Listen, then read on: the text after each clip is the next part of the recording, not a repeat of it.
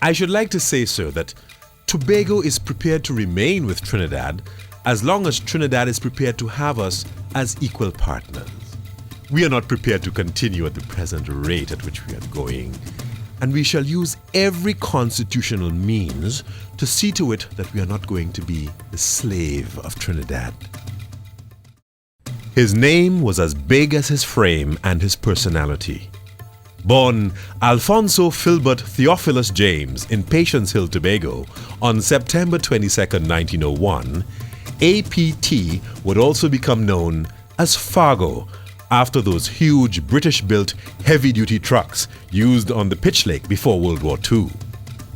Indeed, Fargo was a fitting moniker for someone who would charge through life with passion, looming large and making an impact on everything with which he got involved. As a child, James worked in his stepfather's garden and attended the Black Rock Primary School. In a continuous quest to improve himself, he eventually became a pupil teacher, while supplementing his thirst for knowledge by voraciously reading anything, including copies of the Port of Spain Gazette that were already weeks old when he gained access to them. After his early struggles, James in the 1920s took what little money he had saved and left Tobago for Trinidad, where he secured a job in the oil fields. Additionally, he worked as a stevedore for Brighton Lake Asphalt Company from 1929 to 1941. It was here he would gain the name Fargo because of the tremendous strength and energy he put out while working. James entered Trinidad at a time of ferment.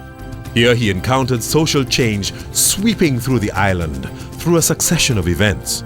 Firstly, men who were returning from World War I had a new appreciation of class and social status. They no longer saw the master-slave equation. Secondly, laborers who were repatriated from working on the Panama Canal had introduced the spending of ready cash, which was of far greater value than British colonial currency. Thirdly, the political consciousness of the working class was awakening through the teachings of Marcus Garvey, exposure to the Left Book Club, and publications which challenged the status quo, such as The Beacon and the Teacher's Journal. With international exposure and an increased political awareness amongst the working class, James found himself at the forefront of a struggle for better working conditions. At this point, he was working at Brighton Lake Asphalt and living at government quarters in the New Jersey area. But everyone was feeling the squeeze of the Great Depression, which manifested itself in retrenchment, a decline in wages, and a rise in the cost of living. At first, James aligned himself with Captain Arthur Cipriani and the Working Men's Association. However, he soon forged ties with the Federated Workers' Trade Union under the leadership of Albert Gomes and Quintin O'Connor.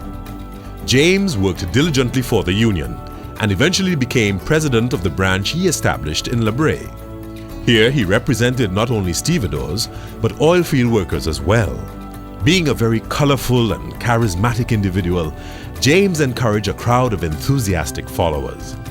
Although he was by now an acknowledged labor leader, James still had an enthusiastic entrepreneurial spirit. In 1941, he won a contract to supply labor to the oil fields, and during the ensuing war years became a full-fledged stevedore contractor, a profession he retained until 1950. Operating out of his office on 47 Henry Street, Port of Spain, James grew quite prosperous and bought property, houses, an estate, and a hotel. He also bought significant amounts of land in Tobago, where he allowed his relatives and close friends to build. His largesse allowed him to breed thoroughbred horses, but such was James's generous nature that he used part of his income to support trade unions, paying their bills and the salaries of union executives. At this point in his eventful life, James made the transition to political leadership. As a member of the Butler Party, he won a seat in the Legislative Council in 1946. Here he acted as deputy leader of the opposition in the absence of Bade Sagan Mirage. When Butler was incarcerated in the 1940s, James also acted as deputy leader of Butler's political party. However, the relationship between the two giant men was short-lived, and James soon joined Dr. Patrick Solomon's Caribbean Socialist Party. James was returned to his electoral seat in the elections of 1950 and 1956. However, in 1961, he lost to the People's National Movement's candidate. As a political figure, Fargo James was known as a resolute fighter for reforms and better social conditions for the people of Tobago. Historian Michael Anthony noted that so great was James's concern for Tobago, he was regarded as caring only for his home island and little for the unitary state of Trinidad and Tobago. History shows that it was primarily because of Fargo James's strong stance on the issue of Tobago that it has received many of the amenities and political freedoms it has today. In 1952, for instance, James succeeded in getting an electricity service established on the island. The specter of APT Fargo James on the Tobago political landscape meant that another prominent Tobagonian, A.N.R. Robinson, had a keen rival. In the 1956 elections, James defeated Robinson, who was with the PNM. In 1958, however, Robinson beat James in the federal elections. Then came the elections of 1961, with James fighting on a Democratic Labour Party ticket. With 1,281 votes to Robinson's 2,785 votes, he was beaten overwhelmingly.